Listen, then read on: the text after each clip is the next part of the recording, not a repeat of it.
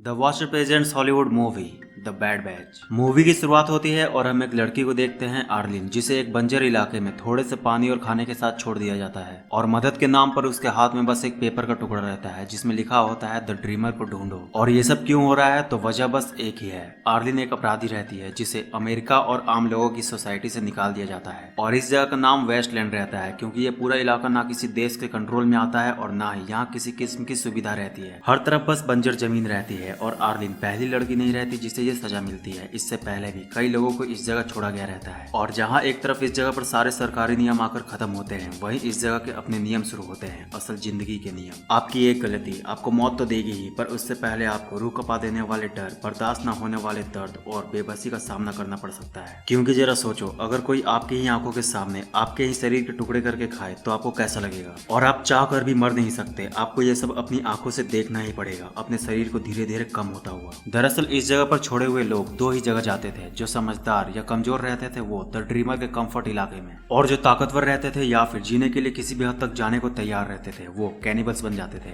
मतलब वैसे आदमखोर जो अपनी भूख मिटाने के लिए अपनी ही बिरादरी को मारकर खा जाते थे। तो ये थी वेस्टलैंड की कुछ राज जिसे किसी भी छोड़े गए कैदियों को नहीं बताया जाता था, बस उन्हें उनकी किस्मत के भरोसे छोड़ दिया जाता था। तो आर्लिन की बारी आने पर उसके साथ भी यही किया जाता है और इन सब चीजों से अनजान आर्लिन बिना किसी डर के आराम से उस जगह भटक रही होती है, जिस वजह से वो कुछ ही वक्त में वहाँ शिकार की तलाश में घूम रही दो आदमखोर लड़कियों की नजर में आ जाती है। वो दोनों आर्लिन को पकड़कर अपने साथ ले आती है और इससे पहले आर्लिन को कुछ समझ आता है कि उसके साथ क्या हो रहा है। उन लड़कियों में से एक आर्लिन के पास आती है और उसकी आंखों के सामने उसकी एक हाथ और पैर काट कर अलग कर देती है। दरअसल ये सारे आदमखोर एक ही बार में किसी को नहीं मारते थे, ये बारी बारी करके जरूरत के हिसाब से उन्हें काटते थे ताकि खाना वेस्ट ना हो। वहीं दूसरी तरफ एक जगह पर हमें इन पूरे आदमखोरों का झुंड देखने को मिलता है जहाँ सभी मस्ती कर रहे होते हैं और वहीं हम इन सब के लीडर मायामी मैन को देखते हैं जो उन सभी में से ज्यादा ताकतवर रहता है। इधर अगले दिन आर्लिन को जब होश आता है तो वो बिना टाइम गए वहाँ से भागने का प्लान बनाती है और इसके लिए वो खुद को बहुत ज्यादा गंदा कर लेती है और यहाँ उसकी किस्मत भी उसकी साथ देती है। उन दोनों लड़कियों में से एक कहीं गई रहती है जिस वजह से आर्लिन को उसके अकेले होने का फायदा मिलता है। जब वो लड़की उसे गंदा देखकर साफ करने आती है तब आर्लिन उसे एक रड से मार देती है और एक स्केटबोर्ड की मदद से वहाँ से भाग जाती है। और यहाँ भी उसकी किस्मत अच्छी रहती है, जब वो बहुत दूर निकल आती है और थक कर बेहोश हो जाती है तब एक कचड़े चुनने वाले हर्मिट की नजर उस पर पड़ती है, जिसके बाद वो हर्मिट आर्लिन को उठाकर द ड्रीमर के कंफर्ट तक पहुंचा देता है और फिर इस तरफ 5 महीने बीत जाते हैं। कंफर्ट में आर्लिन को रहने के लिए एक नई जगह मिल गई रहती है और उसे एक नकली पैर लगा दिया जाता है जिससे आर्लिन वापस पहले की तरह चलने के लायक हो जाती है। पर उसका मन अशांत रहता है, हर वक्त उसके मन में बस एक ही बात चल रही होती है और वो है बदला। उसका खून खोल रहा होता है उन दोनों लड़कियों के बारे में सोच सोच कर जिनकी वजह से आज वो इस हाल में रहती है। आर्लिन अपना गुस्सा शांत करने के लिए एक गन खरीदती है, फिर वो हर रोज उस बची हुई आदमखोर की तलाश में अकेले घूमती रहती है। वहीं दूसरी तरफ हम मायामी मैन को फिर से देखते हैं और यहाँ हमें पता चलता है कि उसकी एक बेटी भी है और उसे स्केचेस बनाना बहुत पसंद है और उसके साथ एक औरत भी रहती है उसकी बच्ची का ख्याल रखने के लिए। इसी बीच एक दिन जब वो औरत मायामी मैन की बच्ची को लेकर अपने साथ शहर के कचरे के ढेर में से काम का सामान चुनने लेकर जाती है तब गलती से उस औरत का पैर फिसल कर टूट जाता है और वहाँ घूमती आर्लिन की नजर उस पर पड़ जाती है। आर्लिन को देखकर वो औरत समझ जाती है कि वो उसे मारने वाली है तो वो आर्लिन से अपनी जान की भीख मांगने लगती है, पर आर्लिन उसकी एक नहीं सुनती। और सुने भी क्यों, आखिर वो भी तो उन्हीं आदमखोरों में से एक रहती है और आज वो जैसे उसके सामने रो रही होती है, कभी आर्लिन भी इसी तरह इनके बिरादरी के सामने गिड़गिड़ाई थी। तो आर्लिन ना चाहते हुए भी उसे गोली मार देती है, पर वो उस बच्ची को नहीं मारती और क्योंकि उस पूरे इलाके में और कोई भी नहीं रहता तो आर्लिन उसे अपने साथ कंफर्ट में ले आती है। वरना अगर दूसरे आदमखोर उस बच्ची को देख लेते तो उसका भी हश्र वही होता जो आर्लिन का हुआ था। हालांकि वो उनकी लीडर की बच्ची थी पर उन्हें इससे कोई फर्क नहीं पड़ता था क्योंकि उन्हें बस एक ही बात समझ आती थी, जो कमजोर है उसे मार कर खा जाओ, चाहे वो कोई भी रहे। तो अपने साथ लाने के बाद आर्लिन उस बच्ची को गिफ्ट में एक रैबिट देती है क्योंकि उसने आज तक इंसानों के अलावा उस बंजर जगह पर किसी को नहीं देखा था। दूसरी तरफ शाम होने पर मायामी मैन जब देखता है कि उसकी बच्ची और वो औरत अभी तक नहीं लौटी है जो उसे लेकर गई थी तो वो खुद उन्हें ढूंढने निकल जाता है और ढूंढने पर जब उसे उस औरत की डेड बॉडी मिलती है तो वो अपनी बच्ची के लिए बहुत ज्यादा घबरा जाता है। पर तभी वहाँ उसे वो हर्मिट मिलता है जिसने शुरुआत में आर्लिन को बचाया था। उसे देखकर मायामी मैन उससे अपनी बच्ची के बारे में पूछता है तो हर्मिट उसे उसकी बच्ची का पता बताने के बदले में मायामी मैन को उसकी स्केच बनाने को कहता है क्योंकि उसे उसकी बच्ची की स्केच बहुत पसंद आई थी। तो मायामी मैन तुरंत उसके लिए स्केच बना देता है, जिसके बाद वो वो हर्मिट उसे हिंट देता है कि उसे कंफर्ट की तरफ जाना चाहिए। इधर रात होने पर आर्लिन उस बच्ची के साथ द ड्रीमर के पार्टी में जाती है और नशे के कारण वो उस बच्ची से अलग हो जाती है। और वो जो नशा करती है वो इतना पावरफुल रहता है कि उसके इफेक्ट से उसे अलग अलग तरह के भ्रम होने लगते हैं, जिस वजह से वो उसी हाल में कंफर्ट के बाहर निकल आती है और सीधे मायावी मैन के सामने पहुंच जाती है। और अंदर कंफर्ट में द ड्रीमर की नजर उस बच्ची पे पड़ती है, जिसके बाद वो उसे अकेला देखकर अपने साथ लेकर चला जाता है। इधर अगले दिन आर्लिन को जब होश आता है तो वो खुद के सामने मायावी मैन को देखकर डर जाती है। तो मायावी मैन उसके पास आता है और उससे कहता है कि वो उसे जाने देगा, पर इसके बदले में उसे कंफर्ट वापस जाकर उसकी बच्ची ढूंढ कर लाना होगा, क्योंकि वो खुद कंफर्ट के अंदर नहीं जा सकता, वरना द ड्रीमर के लोग उसे देखते ही गोली मार देंगे। और यहाँ मायावी मैन को ये बात ही पता नहीं रहती कि आर्लिन की वजह से ही उसकी बेटी उससे दूर हुई है। इधर आर्लिन खुद की जान बचाने के लिए मायावी मैन का साथ देने को तैयार हो जाती है, पर जब ये लोग वापस आ रहे होते हैं तभी इनके सामने एक दूसरा आदमखोर सामने आ जाता है और वो मायावी मैन से पेट्रोल के बदले आर्लिन का सौदा करने की कोशिश करता है। तो मायावी मैन आर्लिन को बचाने के लिए उस आदमखोर को मार देता है। हालांकि मायावी मैन खुद भी एक आदमखोर रहता है, पर उसमें कुछ अलग बात रहती है, उसमें थोड़ी बहुत इंसानियत और फीलिंग्स बची हुई रहती है। और यही बात आर्लिन भी नोटिस करती है और ये देखकर उससे रहा नहीं जाता, तो वो उससे उसके पास्ट के बारे में पूछती है। तो मायामी मैन उसे बताता है कि वो पहले क्यूबा में रहता था, पर अपने सपने पूरे करने के लिए वो मायामी आ गया था और वहाँ एक टैटू आर्टिस्ट का काम करता था, पर इलीगल तरीके से मायामी आने की वजह से सजा के तौर पर उसे इस जगह फेंक दिया गया। मायामी मैन की बात सुनकर आर्लिन को बहुत बुरा लगता है, पर उसके मन में एक और सवाल उठती है कि वो इंसानों को क्यों खाता है। तो मायामी मैन उसे बताता है कि इस जगह पर रहने के कुछ अलग ही नियम है, क्योंकि यहाँ इंसानों जैसा कुछ भी नहीं है, और जैसा तो छोड़ो, ये जगह इंसानों के लायक है ही नहीं। अगर इस जगह पर जिंदा रहना है तो यही एक रास्ता है, और इस जगह पर इंसानियत का कोई वजूद नहीं है। यहाँ बस जिंदगी और मौत का गेम चल रहा है। पेट भरना है और जिंदा रहना है तो जो मिले वो खा लो, वरना भूख से तड़प कर मर जाओ। बात करते करते और थोड़ा वक्त साथ बिताने की वजह से इन दोनों के बीच एक बॉन्डिंग क्रिएट होने लगती है, पर तभी अचानक कहीं से कंफर्ट का एक आदमी वहाँ आ जाता है और एक आदमखोर को एक लड़की के सामने देखकर उसे गोली मार देता है और आर्लिन को वापस कंफर्ट लेकर आ जाता है। पर वापस कंफर्ट आने के बाद आर्लिन को अकेला महसूस होने लगता है। वो महसूस करती है कि वो इस जगह के लायक नहीं है। वो मायामी मैन के साथ ही खुश थी। वहीं दूसरी तरफ जख्मी पड़े मायामी मैन को हर्मिट देख लेता है और उसके जख्मों का इलाज करता है। और इधर आर्लिन से जब रहा नहीं जाता तो वो उस बच्ची का पता पूछते पूछते ड्रीमर के पास पहुंच जाती है, जहां वो देखती है कि ड्रीमर एक बहुत बड़ा अय्यास है और कई सारी औरतों को अपना रखेल बनाए हुए है और बदले में वो उन्हें उस बंजर जगह पर ऐशो आराम की जिंदगी दे रहा है। द ड्रीमर से अर्लिन को यह भी पता चलता है कि वो इस जगह पर इसलिए राज कर पा रहा है और कंफर्ट को सेफ रखे हुए है क्योंकि वो ड्रग्स का बिजनेस करता है, जिस वजह से उसे पैसा और पावर दोनों मिलता है। और क्योंकि वेस्टलैंड किसी भी देश का हिस्सा नहीं रहता तो उससे पुलिस से भी कोई खतरा नहीं रहता। द ड्रीमर की असलियत जानने के बाद अर्लिन उससे कहती है कि उसे भी उसकी रखेल बनना है, जिससे अर्लिन को सोचने के लिए थोड़ा वक्त मिल जाता है। और फिर इसका फायदा उठाकर अर्लिन अपने गन की मदद से द ड्रीमर की एक रखेल को अपनी बंदी बना लेती है। और क्योंकि वो प्रेग्नेंट रहती है तो ड्रीमर अर्लिन से भिड़ने का रिस्क नहीं लेता, जिसके बाद अर्लिन उस बच्ची को लेकर वहां से भाग जाती है और ढूंढते हुए मायामी मैन के पास पहुंच जाती है और फिर उससे रिक्वेस्ट करती है कि अब वो भी उसके साथ ही रहना चाहती है। हालांकि मायामी मैन अर्लिन को शुरुआत में मना करता है कि वो उसके साथ नहीं रह पाएगी, पर आखिर में अर्लिन की जीत देखकर उसे अपने साथ रखने के लिए मान जाता है और मूवी यहाँ खत्म हो जाती है। तो यार बस इस वीडियो में इतना ही। वीडियो कैसी लगी कमेंट करके जरूर बताना और इस तरह की और मूवीज के लिए चैनल को सब्सक्राइब करके बेल आइकन को प्रेस कर लो। तो मिलते हैं नेक्स्ट वीडियो में, तब तक के लिए बाय। और हाँ, जाते जाते इस वीडियो को लाइक जरूर करते जाना। और हाँ, एक बात और, अगर आपको कोई ऐसी मूवीज पता है जो सबसे अलग और हटके हो और आप चाहते हो कि मैं उस मूवी पर आपके लिए वीडियो बनाऊं,